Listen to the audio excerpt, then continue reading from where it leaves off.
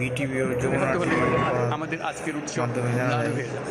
বাংলাদেশের অন্তর্বর্তীকালীন প্রচণ্ড নিষ্ঠুর পতিত স্বৈরাচারী সরকার এসব প্রতিষ্ঠানকে দিয়ে ক্ষমতা কুক্ষিগত করে রেখেছে। সাজাবেন আমরা তার এই প্রচেষ্টা ব্যর্থ করে প্রতিষ্ঠানগুলোর হারানো গৌরব ফিরিয়ে কামনা করেন। এই ঘৃণ্য চেষ্টায় ব্যবহৃত হয়ে যারা অপরাধ সংগঠিত করেছে তাদেরকে আইনানুগ বিচারের মাধ্যমে শীঘ্রই উপযুক্ত শাস্তি দেওয়া হবে। একই কথা দেশের সকল মন্ত্রণালয়, সংস্থা, শিক্ষা প্রতিষ্ঠান, নানা কর্মক্ষেত্রের জন্য প্রযোজ্য। সর্বত্র অপরাধীর বিচার হবে।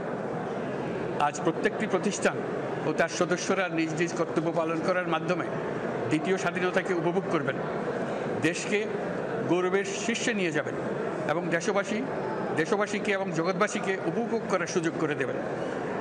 আমি জাতির পক্ষ থেকে প্রত্যেকে নির্ভয়ে আনন্দ চিত্তে নিজ নিজ কর্মস্থলে নিজ নিজ সামর্থ্য নিয়ে এগিয়ে আসতে অনুরোধ করছি।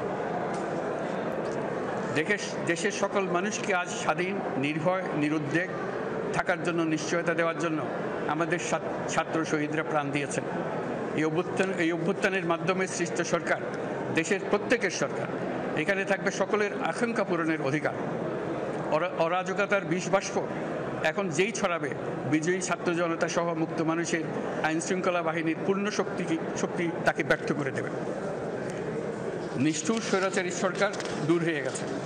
কাল সূর্য উদয়ের সঙ্গে সঙ্গে গণতন্ত্রের, সুবিচারের, মানবাধিকারের, নির্ভয়ে মত প্রকাশের পূর্ণ স্বাধীনতার জন্য সকলের স্বাচ্ছন্দ্যে জীবন ধারণের সুযোগ প্রদানের সচেষ্ট সরকারের ঘনিষ্ঠ সান্নিধ্য ও সহমর্মী পরশ দলমত নির্বিশেষে সবাই উপভোগ করবেন।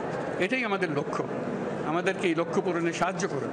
সারা বিশ্ব আজ অবাক হয়ে বলছে, সাবাস বাংলাদেশ, সাবাস বাংলাদেশের ছাত্র জনতা। আমরা এই অর্জনটাকে আর অনেক দূর নিয়ে যেতে চাই। আমাদের ছাত্র জনতার জন্য কিছুই অসম্ভব নয়। আমাদের তরুণরা অসম্ভবকে সম্ভব করতে পারে, তারা সেজন্য প্রতিজ্ঞাবদ্ধ। যদি আমরা ঐক্যবদ্ধ থাকি, ধ্বংসাত্মক কর্মকাণ্ড থেকে দূরে থাকি, সবার জন্য মুক্ত পরিবেশ সৃষ্টি করতে পারি, আমাদের বিজয় অবশ্যই হবে।